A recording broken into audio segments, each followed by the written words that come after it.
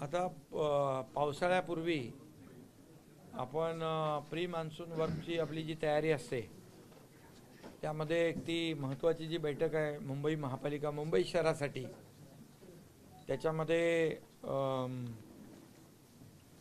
BMCची सर्व team, navy, air force, army, military, NDRF, SDRF आणि state disaster management आणि मुंबई महापालिकेची संपूर्ण यंत्रणा, अशी सगळ्या टीमबरोबर बैठक झाली. एक चर्चा त्याच्यामध्ये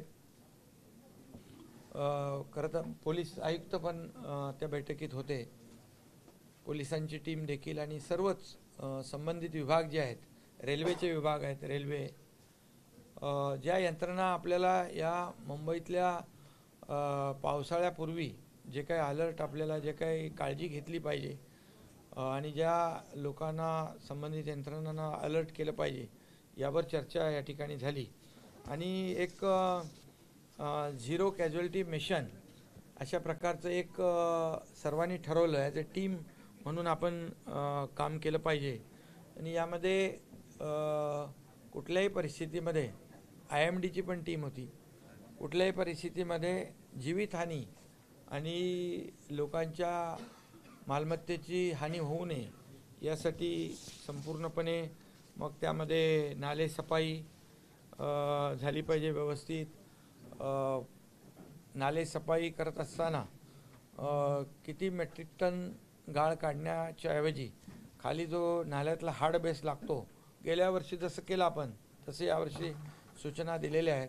हार्ड बेस लागेपर्यंत गाळ काढणे, तो गाळ काठावर तसाच न ठेवता तो उचलून त्याची विल्हेवाट लावणे, या बाबतीत देखील सूचना झालेली आहे. त्याचबरोबर जे स्पॉट आहेत जिथे वॉटर लॉगिंग होतं, पाणी तुंबतं, हे स्पॉट तर आयडेंटिफाईड आहेत आणि त्यामुळे तिथे जे काही यंत्रणा आहे, म्हणजे आपले हाय प्रेशरचे पंप त्या ठिकाणी 24/7 ठेवणे.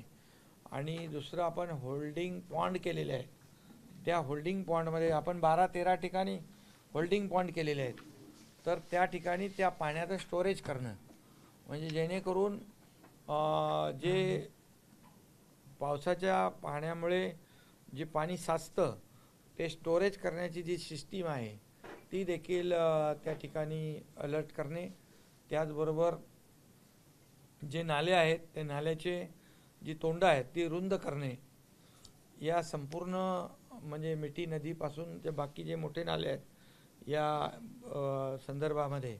त्याचबरोबर जे आपले फ्लड गेट्स आहेत, आपले किती ठिकाणी आहेत ते फ्लड गेटचं, ते आपण जवळपास आपले STP याचे जे आहेत सर आपण तयार केलेले ते 27 ठिकाणी आहेत. तर ती सर्व फ्लड गेट जी सिस्टीम आहे ती अतिशय ॲक्टिवेट आहे, ती देखील BMCने तपासलेली आहे. मॅनहोलबाबत देखील चर्चा यावर झाली. तो एक महत्त्वाचा मुद्दा मॅनहोलचा, त्याच्यावर पूर्ण BMC लक्ष ठेवून आहे. 1 लाख मॅनहोल आपण बसवलेले आहेत. त्याला सिक्युरिटी म्हणजे ती जाळी आता पहिल्यासारखं चोरी होणार नाही असं त्याचं ते लॉक सिस्टीम केली आहे. हां, आणि त्याचं इन्स्पेक्शन देखील करतायत ते. त्याच्याबरोबर फुटपाथवरच्या जाळ्या ज्या आहेत ती ढाकणं आहेत, त्याच्या बाबतीमध्ये फुटपाथच्या ढाकणं चोरी होऊन तिथे अपघात होऊ नये या बाबतीत देखील चर्चा झाली. त्याचबरोबर खड्डे रस्त्यावरचे, ते खड्डे जे आहेत ते मास्टिकने खड्डे पूर्णपणे खड्डेमुक्त रस्ते, आणि जिथं काम सुरू आहे त्या कामाच्यामुळे तिथे पाणी साचू नये त्याची देखील काळजी, ती लेवल वगैरे ते करण्याच्या सूचना दिलेल्या आहेत, जेणेकरून रस्त्यावर खड्डा नाही आणि जे रस्त्याची कामं सुरू आहेत तिथे देखील लोकांना त्रास होऊ नये याची काळजी घेतली जाईल. त्याचबरोबर होर्डिंगच्या संदर्भात देखील चर्चा झाली. Illegal hoardings without permission hoarding आणि नॉर्म्सपेक्षा जास्तीचे होर्डिंग लावले किंवा साईज मोठी आहे त्या बाबतीत देखील कारवाई करण्याच्या सूचना ऑलरेडी दिल्या होत्या. त्याची आजही चर्चा या ठिकाणी झाली आणि ते अनधिकृत होर्डिंग कापणे आणि त्याच्यावर FIR लॉन्च करणे या देखील सूचना झाल्यात. कारण त्याच्यात जी काही जीवितहानी होऊ नये आणि झालेली घटना जी आहे दुर्घटना त्याची पुनरावृत्ती होऊ नये यासाठी देखील सूचना दिलेल्या आहेत. त्याचबरोबर रेल्वेच्या संदर्भात देखील रेल्वेची यंत्रणा जी आहे, रेल्वेच्या हद्दीतले नाले आहेत, एअरपोर्टच्या हद्दीतले नाले आहेत, त्याचबरोबर आपलं म्हाडा आहे, MMRD आहे, या सर्व यंत्रणा आहेत त्यांना देखील त्यांच्या हद्दीमध्ये जे जे काही पावसाळ्यापूर्वी कामं करायची आहेत ती सर्व करण्याच्या सूचना दिल्या. त्याचबरोबर पाणी तुंबून रेल्वे बंद पडल्यास त्या ठिकाणी मागच्या वेळेस जसं आपण BSTची सर्व्हिस दिली होती तशाच सर्व्हिस पुन्हा त्या ठिकाणी प्रोव्हाइड करण्याच्या सूचना दिलेल्या आहेत. त्याचबरोबर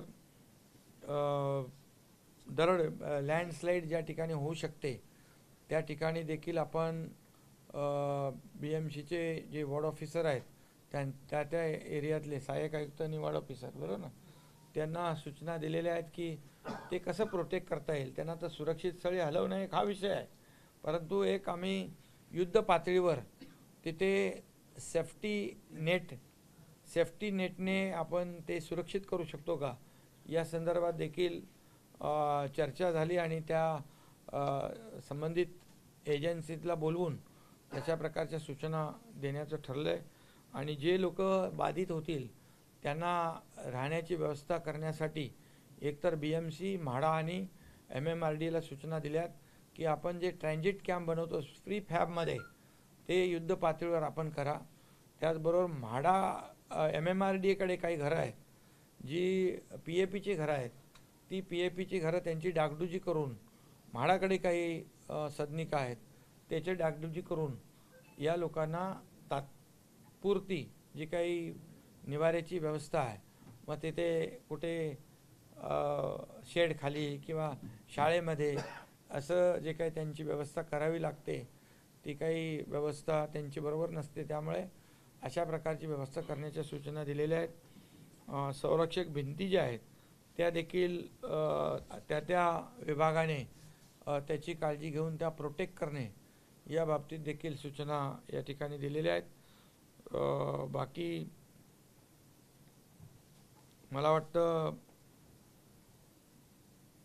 एक हॉटलाईन जी आहे ती आणि एक ॲप तयार केला आपण, तो तिथे बाबा कुठं कचरा आहे, गाळ आहे, रेल्वेमध्ये आपल्या नाल्यामध्ये किंवा डेब्रिज आहे तर ते फोटो अपलोड करायचे, त्याची ताबडतोब दखल घेऊन त्याची कारवाई त्या ठिकाणी होईल अशा प्रकारचं देखील एक सूचना दिलेल्या आहेत मला वाटतं. आणि जिथे 4.5 मीटरच्या लाटा उंच लाटा येतात ते जे स्पॉट आयडेंटिफाय आहेत त्या ठिकाणी पोलीस आणि कॉर्पोरेशन यांनी मिळून तिथे लोक जाणार नाहीत, लोकांना अलर्ट देणं, लोकांना सूचना देणं जेणेकरून जीवितहानी होणार नाही यासाठी ते देखील तशा सूचना दिलेल्या आहेत जेणेकरून कुठेही जीवितहानी होऊ नये या संबंधामध्ये सर्व या ठिकाणी निर्णय घेतलेले आहेत. आणि तशा प्रकारचं मुंबई महापालिकेने अगोदरच तशा प्रकारची मीटिंग देखील घेतली आहे आणि त्या मीटिंगमध्ये पूर्णपणे मुंबई BMCची यंत्रणा सज्ज ठेवलेली आहे.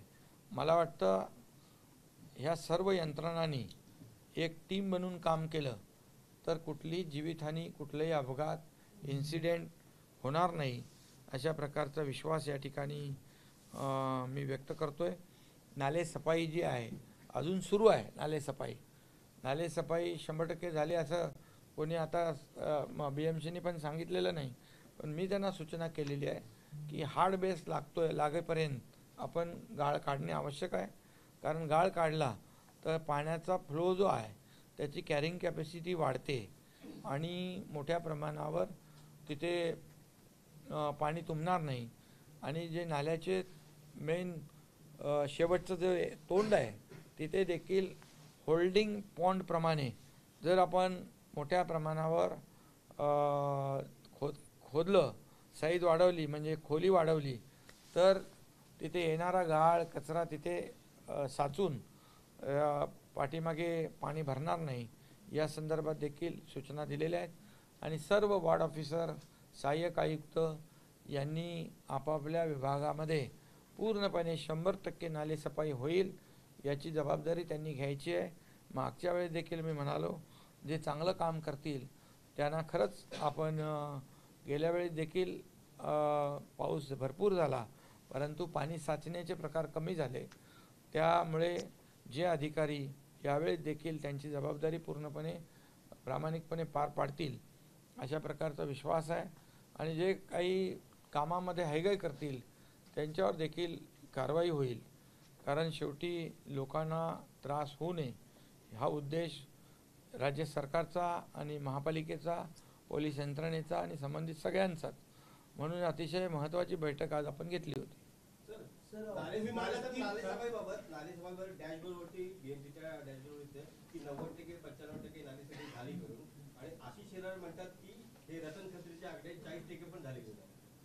अरे म्हणून मी सांगितलं काय, आता नाल्याचा हार्ड बेस लागेपर्यंत गाळ काढणे ते त्यात वेळ आहे ना, काढतायत, सुरू आहे काम, नक्की करतील ते. तुम्ही म्हणालात की सगळ्या ऑथॉरिटीजचे प्रमुख आता या बैठकीत आपल्यासोबत होते, पण जेव्हा काही अडचणीची वेळ तेव्हा ऑथॉरिटीजमध्येच मुंबईमध्ये पासिंग द पार्सल होतं, बीएमसी असेल, MMRDA असेल किंवा रेल्वे असेल, अशा परिस्थितीत तुम्ही त्या सगळ्या प्रमुखांना काय आदेश दिले की ही गोष्ट होऊ नये? नाही, ह्याच्यामध्ये कॉर्डिनेशनने काम करायचं आहे. बीएमसी एक नोडल ऑफिसर यांचा बीएमसीचा असेल आणि तो सगळ्या यंत्रणांशी संपर्कामध्ये असेल. त्यामुळे एक टीमवर्क म्हणूनच काम केलं पाहिजे. आणि म्हणून आज जी बैठक झाली एक टीम म्हणून बैठक झालेली आहे आणि सगळ्यांनीच ठरवलेलं आहे की आपापली जबाबदारी अचूक आपण पार पाडायची. काही दिवसांपूर्वी जो वादळ आलं होतं, पाऊसही पडला होता, त्यावेळी मुंबई महापालिकेची एकूणच जी यंत्रणा होती ती उघडी पडली होती. अशी घटना पुन्हा होऊ नये, होर्डिंग पडल्यामुळे दुर्घटना घडली, लोकांचे जीव गेलेले आहेत आणि त्याचबरोबर पाणी देखील तुंबले. त्या बाबतीत देखील सूचना दिलेल्या आहेत की फक्त मुंबईत नाही, पूर्ण राज्यभरामध्ये अशा प्रकारचे without licence, without permission hoarding आहेत, नॉर्म्सच्या बाहेर मोठी होर्डिंग लावलेली आहेत. या सर्व होर्डिंगवर कारवाई करणे आणि जी त्यांना होर्डिंग कापून टाकणे, त्यांच्यावर गुन्हा दाखल करणे, त्यांच्यावर कारवाई करण्याच्या सूचना दिल्यात. जे अधिकृत आहेत, परमिशन घेतलेले आहेत, त्यांचं देखील स्ट्रक्चरल ऑडिट झालं पाहिजे अशा देखील सूचना दिलेल्या आहेत. अनेक ठिकाणी विकास प्रकल्पांची कामं सुरू आहेत, मेट्रो असेल, कोस्टल रोड असेल, इतर महत्त्वाची कामं सुरू आहेत, त्यामुळे देखील अनेक अडचणी होतात आणि त्यामुळे मुंबईची तुंबई होते, कारण पाण्याचा निचरा होण्यासाठी मार्ग मिळत नाही. तुंबई आता म्हणजे पाऊसच नाही पडला तर लगेच तुंबई नाही होणार. आणि त्या सर्व यंत्रणांना सांगितलेलं आहे की आपापली जबाबदारी पूर्ण पार पाडा. सर्व यंत्रणांना सांगितलं तुमची जिम्मेदारी तुम्ही पार पाडायची आहे. तुमच्यामुळे पाणी साचलं तर कारवाई होणार. तुम्ही स्वतः नालेसफाईची पाहणी केली होती, यंदाही तुम्ही तिथे स्पॉटला जाऊन नालेसफाईची पाहणी करणार आहात. आता बैठक तर घेतलेली आहे आणि तुमच्या सगळ्यांची इच्छा असेल तर तेही करेन मी. नाले सफाई चांगली होईल. गेल्या वेळेस जसं आपण सांगितलं की नाल्यातला गाळ किती काढला, चिखल किती काढला, यापेक्षा पाणी भरणार नाही याची जबाबदारी तुमची. पाणी भरलं म्हणजे तर नालेसफाई व्यवस्थित झाली नाही. त्यामुळे गेल्या वेळेप्रमाणेच यावेळेस नालेसफाई होईल आणि युद्ध पातळीवर ते काम सुरू आहे. सर, गेल्या वेळी तुम्ही नालेसफाईची पाहणी केली होती, त्यावेळी उद्धव ठाकरेंकडून टीका करण्यात आली होती. मात्र आता पावसाळा आलेला आहे, उद्धव ठाकरे लंडनवारी करतायत. मी तर जाऊन हे सोडून, मी तर आता काल संभाजीनगरला होतो, तिथे दुष्काळाच्या बाबतीत बैठक झाली. आज इथे मुंबई महापालिकेची मीटिंग आहे. 2 दिवसानंतर एक स्टेट डिझास्टरची मीटिंग होईल. शेवटी आता कसं आहे, आता आपल्याला इथे जे काही काळजी घेणं आहे प्री मान्सून वर्क ते तर घ्यायला पाहिजे ना. मी तर लंडनला जाऊ शकत नाही ना, मला तर तुम्ही मुख्यमंत्री केलेलं आहे, त्यामुळे इथं मला काम करायलाच लागेल.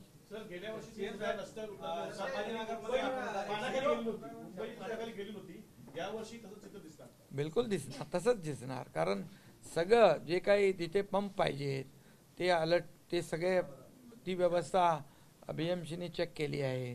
होल्डिंग पॉन्ड आहे, तिथली परिस्थिती केलेली आहे. सगळी यंत्रणा जी आहे, फ्लड गेट आहेत, हे सगळे ॲक्टिवेट आहे की नाही हे तपासणी केलेली आहे.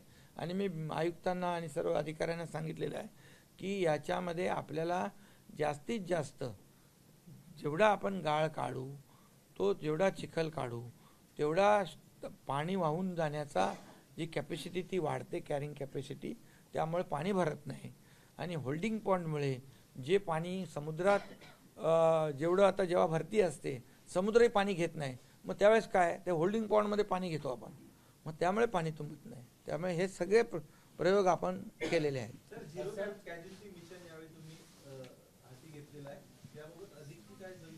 म्हणजे जीवितहानी होऊ नये, एकही जीवितहानी होऊ नये यासाठी पूर्ण यंत्रणा जी आहे सज्ज राहिली पाहिजे.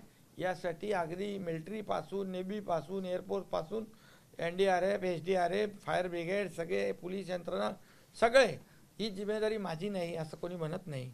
ही सगळ्यांची कलेक्टिव्ह आमची जिम्मेदारी आहे असं म्हणून लोक काम करतील. तेव्हा एकही मृत्यू होऊ नये ही आमचं, म्हणजे जिथं होऊ शकतो, जिथे काही दुर्घटना होऊ शकते, तिथं आधीपासून आपण काळजी घेऊ, लोकांना अलर्ट करू. IMD आणि आपला फोरकास्ट जो आहे त्यानं IMDला सांगितलंय तुमची सगळी यंत्रणा सिस्टीम अलर्ट ठेवा. लोकांना आधीच आपण सांगू, अरे बाबा आता वादळ येणार आहे किंवा काय पाऊस, अतिवृष्टी येणार आहे, ते सगळं. म्हणजे त्यामुळे लोक पण काळजी घेतील. पत्रकार परिषद घेतली संभाजीनगरमध्ये होता. संभाजीनगरमध्ये उघडपणे गर्भ निदान पाहिलं जाते आणि गर्भपात केले जाते.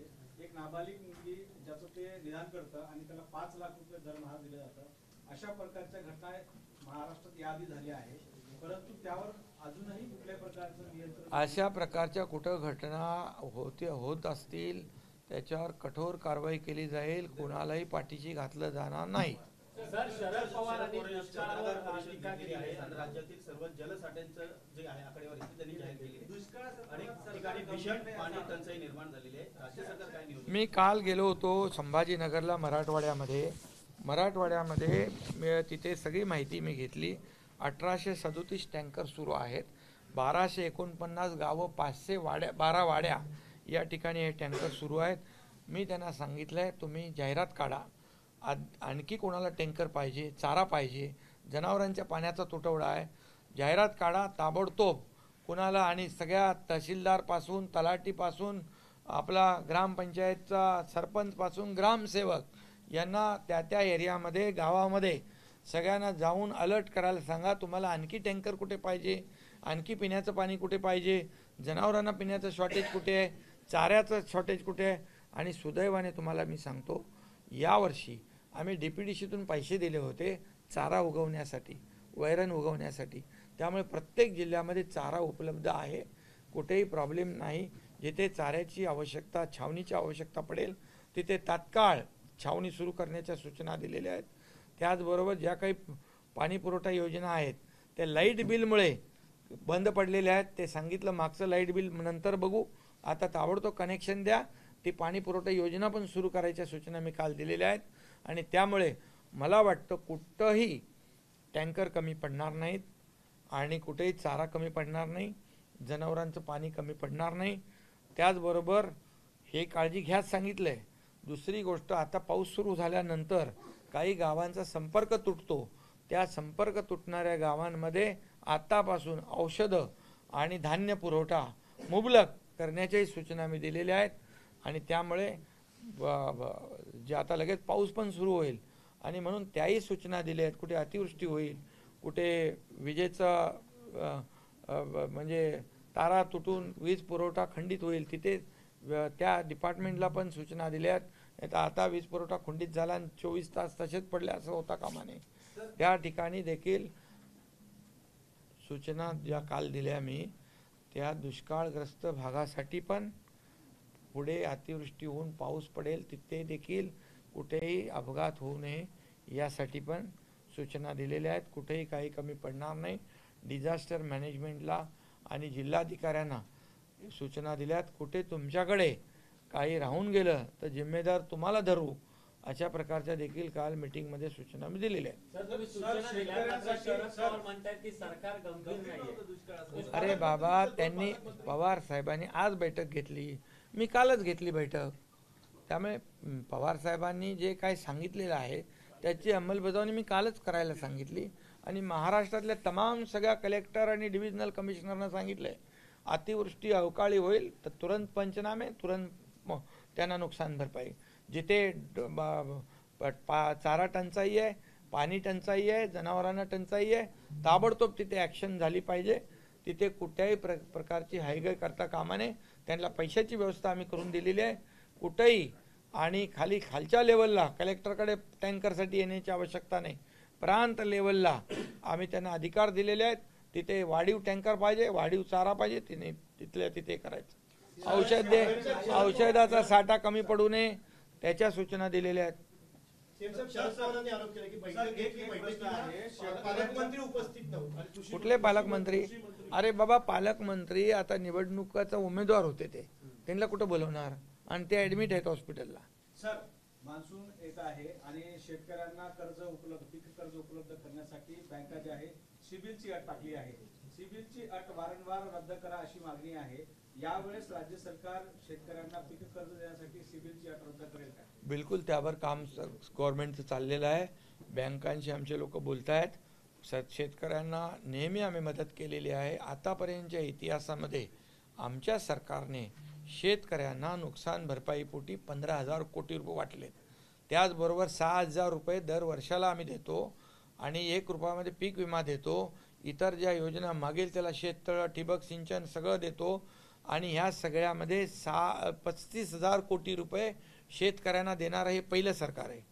सर, आपण आयएमडीचा त्यामुळे वाऱ्यावर शेतकऱ्यांना आम्ही सोडलं नाही, सोडणार नाही. सिबिल रद्दबाबत काही अरे त्याच्यावर काम चालू आहे ना बाबा. सर, काल डोंबिवलीमध्ये जी दुर्घटना घडली त्याची काही विशेष चौकशी होणार काय? नाही? काल जी घटना घडली डोंबिवलीमध्ये दुर्घटना घडली त्याची काही मी स्वतः तिकडे गेलो. तिकडे तो रिॲक्टरचा स्पॉट होता आणि त्याच्यामध्ये मोठी दुर्घटना झालेली आहे. हायली हजार्डस केमिकल कंपन्या ज्या आहेत त्या म्हणजे रेड कॅटेगरीमधल्या हा जो कालचा स्फोट होता हा स्फोट हायड्रोजन पॅरॉक्साईडचा होता. त्यामुळे जे रिॲक्टरमध्ये टेम्परेचर मी काय त्यातला तज्ज्ञ नाही आहे, पण मी जी माहिती घेतली तर तिथलं जे काही तापमान वाढल्यामुळे तो हायड्रोजन बॉम्ब झाला आणि तो फुटला. त्यामुळे अशा प्रकारच्या घटनाची पुनरावृत्ती होऊ नये म्हणून आम्ही हायली हजार्डस केमिकल कंपन्या तिथून शहराच्या बाहेर, नागरी वसाहतीच्या बाहेर शिफ्ट करण्याच्या सूचना दिलेल्या आहेत. MIDCने जागा घेतली आहे, तिकडे त्यांनी शिफ्ट करावं किंवा चेंज ऑफ यूज त्यांनी त्यांचा उद्योग जो आहे इंजिनिअरिंग करावा, टेक्स्टाईल करावा, IT करावा, त्याला आम्ही जादा सवलती देऊ आणि तिथे कुठेही दुर्घटना होणार नाही अशा प्रकारचे उद्योग सुरू करण्यासाठी त्यांना आम्ही संधी देऊ. सर, आयएमडीचा उल्लेख तुमच्या माध्यमातून आता करण्यात आला. आम्ही सगळ्यांचाच अनुभव असा आहे पत्रकारांचा, आयएमडीचा अंदाज बहुतांश वेळा चुकतो. पुढचे 4 दिवस अतिवृष्टीचा इशारा दिलेला असतो आयएमडीने, त्यानंतर पाऊसच येत नाही. जगात अशा अनेक यंत्रणा आहेत ज्यांचा अंदाज तंतोतंत खरा ठरतो. ज्यावेळी आपण डिझास्टरच्या बैठकी घेतो त्यावेळी यावर चर्चा होते की नाही, आणि हा प्रश्न आहे आणि सूचना म्हणून त्याच्यावर चर्चा झाली. IMD एकदम यावेळी अलर्ट आहे. सगळ्या त्यांची यंत्रणा एकदम सुधारवली, त्यांनी एकदम ऍक्टिव्हेट केलेली आहे. बरोबर ना? दोन डॉपलर रडार चालू आहे, त्यामुळे काही प्रॉब्लेम येणार नाही. IMDचा एकदम फोरकास्ट 100% सही राहील. अरे मुंबई महापालिका आता कुठं चालले? स्कोपच्या बाहेर तुम्ही.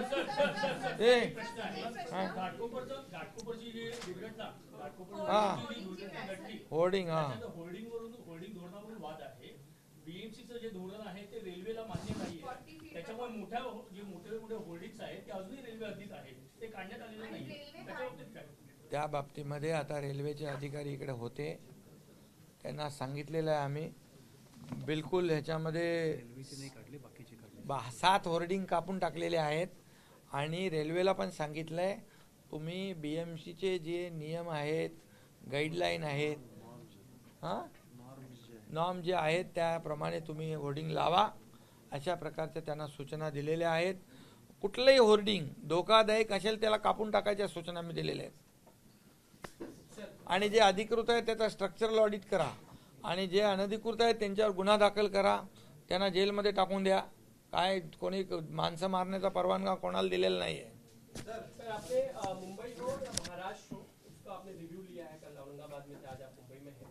फिलहाल मानसून को लेके क्या कुछ तैयारी मुंबई, क्या कुछ महाराष्ट्र में, क्योंकि सांगली हो या बाकी के जिले हो वहाँ पे जब बारिश आती है, जब अतिवृष्टि का मामला होता है तो कट ऑफ हो जाता है, सबसे संपर्क टूट चुका होता है. क्या कुछ सूचनाएं आपने इस पर? ये मुंबई शहर के प्री मानसून वर्क जो होता है बीएमसी का, उसकी एक बड़ी मीटिंग थी. इसमें बीएमसी के पूरी टीम थी, पुलिस कमिश्नर, यहाँ पर हमारे दोनों पालक मंत्री, यहाँ पर army, navy, air force, NDRF, SDRF, fire brigade सब थे. ये सब जितने भी आपातकालीन व्यवस्था जो है वो पूरी तरह इसमें मीटिंग में शामिल थी, और सभी लोगों को सूचित किया गया है अपनी अपनी जिम्मेदारी पूरी तरह से निभाओ, ताकि रेलवे के लोग थे, एमएमआरडी के लोग थे, माड़ा के लोग थे, पीडब्ल्यूडी के लोग थे, टोटल जितनी एजेंसी मुंबई में है वो सब लोग यहाँ मौजूद थे, और सभी लोगों को कहा है एज ए टीम वर्क करो आप, और ये मेरी जिम्मेदारी है, सबकी जिम्मेदारी है, ऐसे बोल के काम करो. और इसीलिए मुझे लगता है हमने जीरो कैजुअलिटी मिशन के तौर पे हम लोग काम कर रहे हैं, ताकि कोई भी जीवित हानि ना हो और लोगों के मालमत्ता की भी नुकसान ना हो. इसलिए ये पहले से ये सब लोग अलर्ट है. पूरे नाले सफाई जोर शोर से शुरू है, 100% नाले सफाई होगी, हार्ड बेस लगने तक नाले सफाई होगी.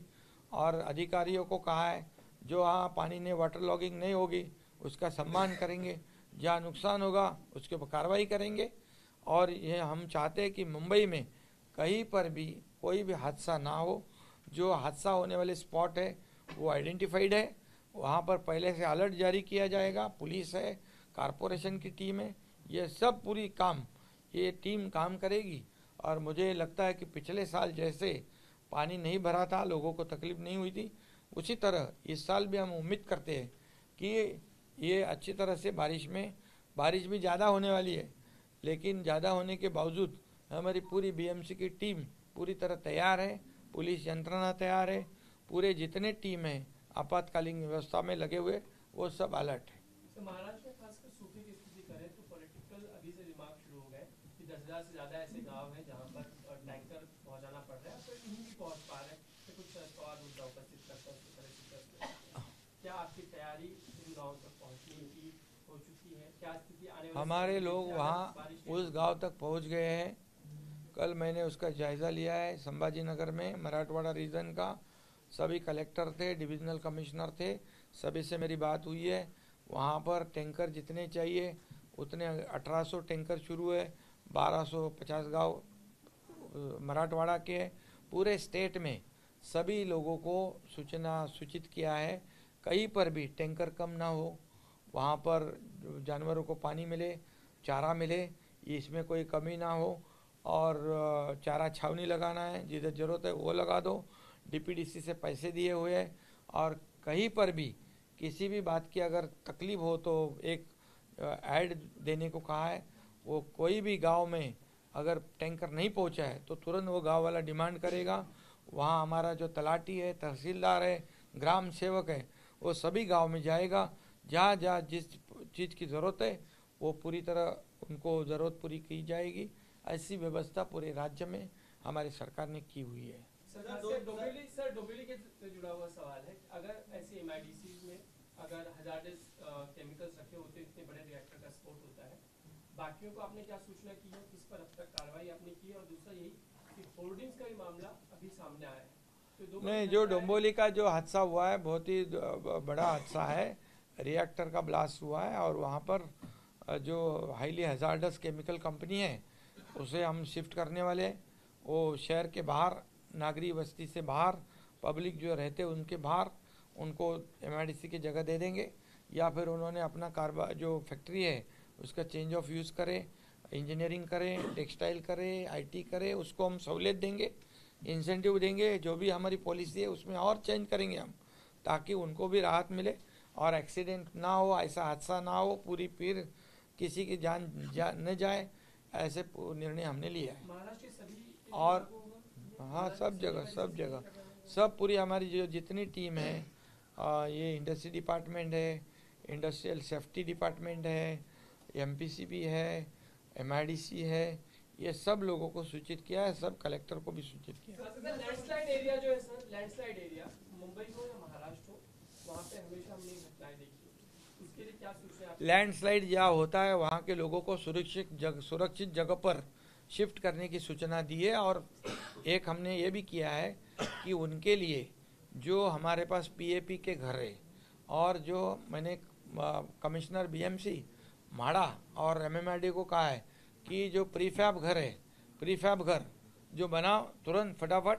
और उनको जैसे स्कूल बिल में रखना नहीं पड़े, और जो PAP घर है जो उनको रिनोवेट करे और उनको वहाँ रखे, ये कहा है। और जहाँ जो लैंडस्लाइड होता है वहाँ एक ऐसी कोशिश हमारी है कि सेफ्टी नेट से उसको पूरा प्रोटेक्ट करें। वो हमारी योजना जो है वो 8-10 एजेंसी को बुलाएंगे और वो भी कोशिश करेंगे। सर, विरोधी पक्ष ये अभी मुंबई में हमने ये किया है, मुंबई में इसकी शुरुआत होगी और भी जगह रेप्लिकेट करेंगे। कई गांव सर, विरोधी पक्ष नेत्यांनी आरोप केलेला आहे गांव है जो पहाड़ी में बसते हैं, घटनाएं हमेशा सामने जो लैंडस्लाइड एरिया जो है, लैंडस्लाइड प्रोन एरिया जो है, उसके अंदर जो लोगों को बारिश से पहले शिफ्ट करने का है, पिछले टाइम हमने देखा है कई जगह हुआ है, तो उनको सुरक्षित जगह पर उनका पुनर्वासन हम करेंगे, पर्याय व्यवस्था करेंगे। सर, विरोधी पक्ष नेत्यांनी आरोप केलेला आहे डोंबिवलीमध्ये ज्या कंपन्या होत्या त्यांचं सरकारची साठवणूक होतं आणि काही हप्ते जाते। आता त्याला काय बोलू मी? अरे घटना काय झाली, माणसं मेली आणि चोराच्या मनात चांदणत, मला वाटतं त्यांचा तोच धंदा आहे का हप्ते घ्यायचा? अरे माणसाचा जीव गेलाय तिथे, त्यामध्ये त्यांना अशा प्रकारचं भाष्य करणं शोभत नाही, समजलं की नाही? सर, 2 वर्षात मुंबईतील रस्ते सिमेंट कॉन्क्रीटचे होतील असे 2 वर्षापूर्वी आपण म्हटलं होतं. शहरामध्ये अजून काम सुरू झाले नाही, सिटीमध्ये 25 ते 30% काम झालेलं आहे, काय म्हणाल? पहिल्यांदा मुंबईच्या इतिहासामध्ये मी मुख्यमंत्री झाल्यानंतर पहिल्यांदा BMC आयुक्तांना बोलवलं, या मुंबईतले 100% रस्ते कॉन्क्रीटचे झाले पाहिजे. आणि त्याच्यात आमच्याकडे तेव्हा गगराणी होते, माझ्याकडे CMOला, आणि आता आपण जवळपास 1224 किलोमीटर लांबीचे सिमेंट कॉन्क्रीटचे रस्ते करायला सुरुवात केलेली आहे. दुसरी गोष्ट, सेकंड फेज जो आहे टोटल उरलेला, तोही आपण टेंडर झालं, त्याचं टेंडर फायनल झालं आणि त्याचे रस्तेही कॉन्क्रीटचे रस्ते होतील. पुढच्या 2-2.5 वर्षामध्ये तुम्हाला एकही खड्डा दिसणार नाही, एकही डांबरी रस्ता दिसणार नाही. 100% सिमेंट कॉन्क्रीटचे रस्ते होतील. 25, 30, 40 वर्ष मुंबईकरांना खड्ड्याचा प्रवास करावा लागणार नाही. हे मुंबईच्या इतिहासात पहिल्यांदा आम्ही निर्णय घेतलेला आहे. आतापर्यंत डांबराचे रस्ते करत होते, रिपेरिंग करत होते, दरवर्षी त्याच्यावर खर्च करत होते. आतापर्यंतचा खर्च मी बघितला तर 10 ते 15 वर्षामध्ये 3,500 कोटी रुपये रिपेअरवर खर्च केला आहे.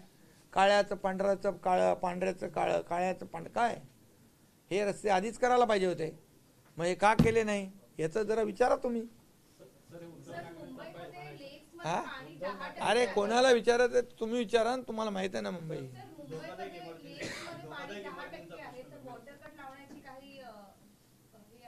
कशामध्ये. मुंबईतल्या मुंबईकरांना माझी विनंती आहे, पाणी काटकसरीने वापरलं पाहिजे आणि आता पुढे पाऊस पडेपर्यंत थोडा आपल्याला काटकसर करावी लागेल.